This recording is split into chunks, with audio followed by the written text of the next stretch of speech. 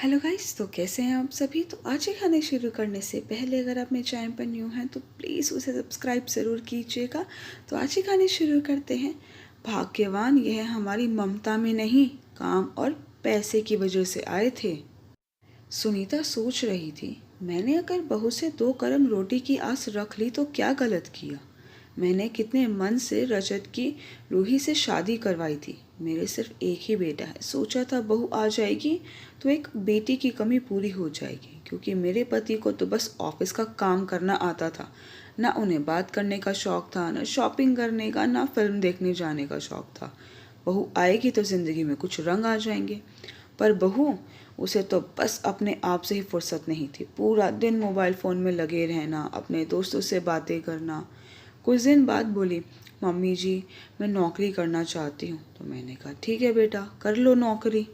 उसके बाद तो जो थोड़ा बहुत घर का काम करवाती थी उसकी भी छुट्टी हो गई। पति पत्नी अपने कमरे में नाश्ता करते थे, फिर लंच लेकर ऑफिस चले जाते और रात का खाना भी अपने कमरे में साथ में ही खाते थे।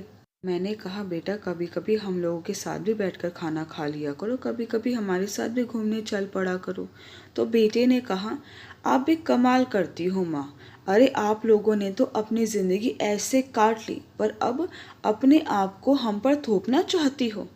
यह हमारी उम्र है मौज मस्ती करने की। आप घर में रहकर बस घर संभालो।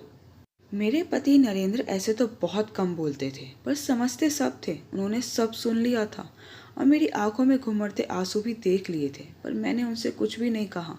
पर मन में एक तूफान सा चल रहा था कि हमने कौन सी ऐश भरी जिंदगी जी है।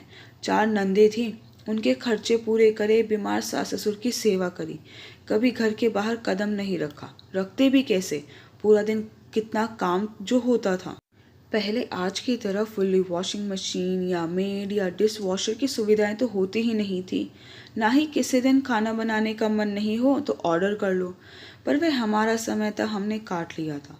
बहू से तो बस थोड़ी सी उम्मीद करी थी कि कभी कह दे, लो मम्मी जी आज गर्मा गर्म फुलके सेक रही हूँ, आप भी खा लीजिए।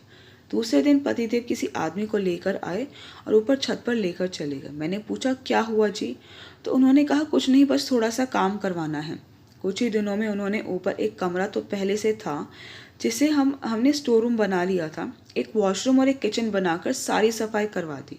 और बेटे से कहा, बेटा कल से अपना कमरा और रसोई ऊपर ले जाना। तो बेटे ने पूछा, पर क्यों पापा।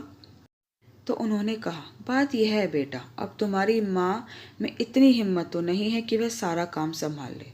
और फिर जब तुम दोनों को अकेले खाना है, अकेले घूमने जाना है, थोड़ी देर पास में बैठ नहीं सकते, एक कप चाय का भी सुख ना हो, तो एक साथ रहने का क्या फ़ायदा। तो बहू बेटा दोनों खुश हो जाते हैं और ऊपर अपना सारा सामान किचन सब सेट कर लेते हैं। कुछ दिन तो दोनों बहुत खुश रहते हैं, फिर दोनों में काम को लेकर तनातनी शुरू हो जाती है। बाहर का खाना बहुत महंगा पड़ता था और अब हर रोज़ खाकर बोर होने लगे थे। बजट भी गड़बड़ा गया, मेड न आए तो सारा काम संभालना। माँ का हाथ का खाना बहुत याद आ रहा था। उधर सुनीता जी का मन हल्का हो चुका था। एक तो कोई दिखता नहीं था, तो उम्मीद नहीं रहती थी, और उन्हें तो काम करने की आदत थी। सादा खाना खाते थे। वह तो बहू बेटे के लिए सोचती थी कि अभी बच्चे हैं तो उनके लिए कभी कुछ बना दिया करती थी। पति पत्नी ने जो जिंदगी पूरी उम्र मिस करी थी वह जीने लगे। कभी पतिदेव चाय बनाते तो कभी सुनीता जी। एक दिन उनका बेटा और बहू नीचे आए, बोले, मम्मी पापा हमें ऊपर रहना अच्छा नहीं लग रहा है, पहले की तरह साथ रहते हैं।